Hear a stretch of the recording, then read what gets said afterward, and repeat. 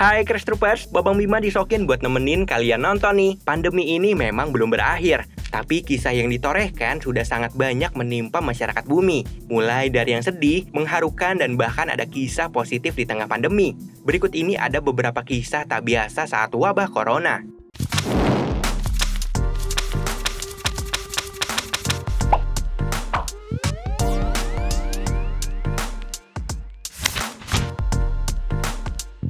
Foto seorang perawat perempuan di Tula, Rusia menjadi viral karena menangani pasien hanya mengenakan bikini di balik alat pelindung diri. Berita itu menjadi heboh ketika harian lokal Tulski Novosti memperlihatkan foto si perawat itu hanya mengenakan pakaian pelindung yang bisa diterawang. Di dalam APD itu, dia tidak memakai apapun selain bikini, di mana si perawat tengah memberikan obat kepada para pasien. Tentunya apa yang dilakukan perawat dengan nama pendek Nadia ini menuai banyak komentar netizen, dan bahkan dinas kesehatan setempat yang menganggap Nadia telah melanggar protokol kesehatan. Dilansir GPNN, Nadia saat ini sedang dalam keadaan stres tinggi dan terancam kehilangan pekerjaan. Tetapi Kepala Perkumpulan Dokter di Rusia, Dr. Anastasia, menyatakan dukungannya. Dia meminta dinas kesehatan tidak memberikan teguran keras. Hampir mayoritas masyarakat yang mengetahui perkara itu justru bersimpati apa yang sudah dilakukan Nadia. Tak terkecuali bagi pemilik brand pakaian dalam, Miss X. Mengutip The Sun melalui akun Twitter sang pemilik brand bahwa Miss X siap bekerja sama dengan Nadia sebagai model dan akan mengirimkan produk-produk eksklusif. Pembelaan juga mengalir dari warganet yang menyebutkan bahwa pakaian pelindung diri sangatlah panas dan hal itu dianggap tidak melanggar hukum.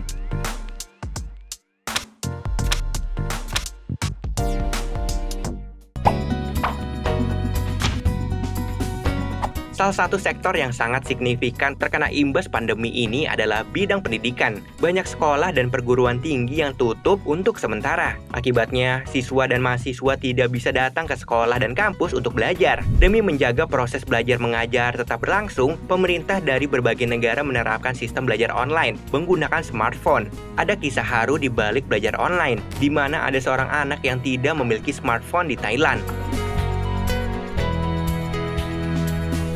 Kisah ini dibagikan oleh seorang lelaki bernama Jatupol Boribon di media sosial Facebook. Jadi pada akhirnya nenek dari anak itu harus menguras tabungannya demi bisa membelikan smartphone. Singkat cerita, akhirnya nenek dan cucunya pergi ke mall dengan hanya membawa uang Rp900.000. Pegawai toko memintanya untuk mencari perangkat yang sedang dipromosikan agar bisa terbeli dengan nominal yang dibawa.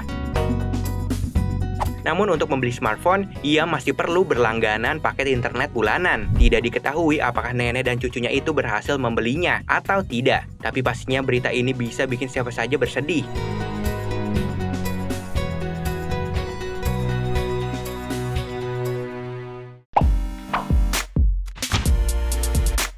Masker tentu menjadi barang yang banyak diburu oleh masyarakat di tengah bencana yang melanda dunia ini. Saat orang berlomba-lomba membeli masker yang biasa terbuat dari kain katun, scarf, dan lain-lain, tapi anak-anak Palestina punya cara sendiri. Dilansir suara.com, seorang anak berpose ketika tengah mengenakan masker yang terbuat dari daun kubis di tengah pandemi COVID-19 di Beit Lahia, jalur Gaza, Palestina. Salah satu keluarga di sana membuat masker sekaligus topeng unik yang terbuat dari sayuran kubis. Mereka memakai masker darurat tersebut untuk menghindari penyebaran virus corona.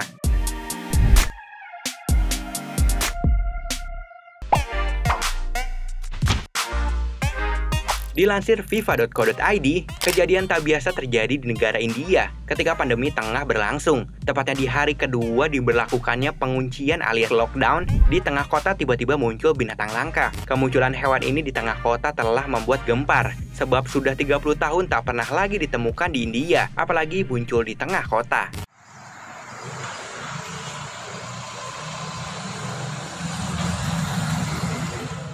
Binatang langka bernama Latin Malabar Large Spotted Civet atau Musa Malabar. Hewan langka ini terekam berjalan santuy di jalur penyeberangan orang alias zebra cross di kota Mepayur, Kozhikode, India. Hewan yang kini masuk ke dalam daftar merah International Union for Conservation of Nature karena berstatus sangat terancam punah.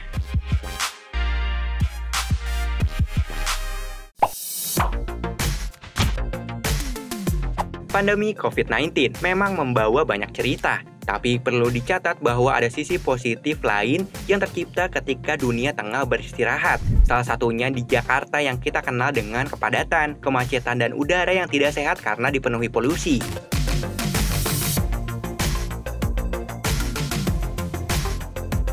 Dilansir Kompas.com, para ahli mengungkapkan bahwa kualitas indeks udara terutama di DKI Jakarta berangsur membaik sejak diberlakukannya work from home atau kerja dari rumah selama pandemi COVID-19. Puncaknya adalah saat Lebaran Idul Fitri 1441 Hijriah yang merupakan terbaik selama 5 tahun terakhir. Dilansir liputan6.com, menurut Pemprov DKI, dibandingkan dengan Lebaran 2019, konsentrasi PM10, PM2,5, CO, NO2, SO2, dan O3 Idul Fitri 2020 mengalami penurunan, yaitu sebesar 28%.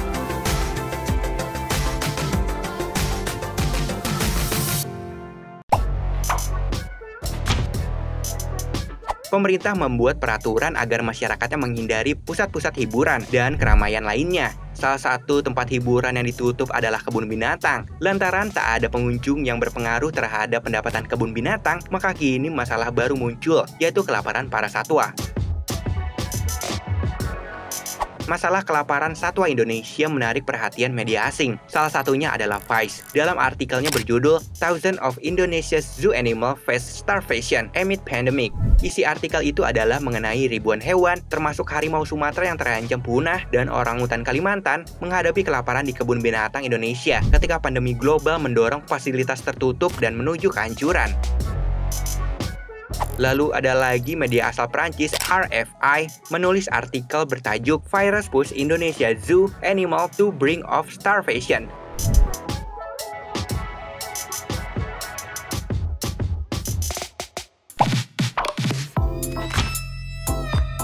Banyak orang dari berbagai belahan dunia bepergian menggunakan pesawat, mobil, dan motor. Yang ini juga berarti di setiap hari angka polusi di dunia makin parah saja dari tahun ke tahun. Meski para ahli dan pemerintah terus berupaya menekan angka polusi, tapi sejauh ini hasilnya belum terlalu signifikan.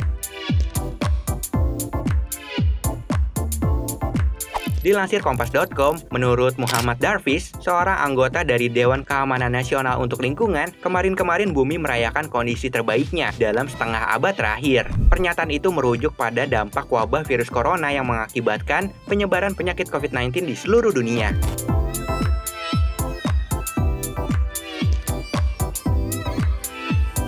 Menurut Darwish, menurunnya pergerakan manusia di alam dan lingkungan luar ruangan secara signifikan mulai mengurangi jumlah polusi dan gempa bumi. Hal itu rupanya memudahkan para ahli geologi mempelajari kerak luar bumi.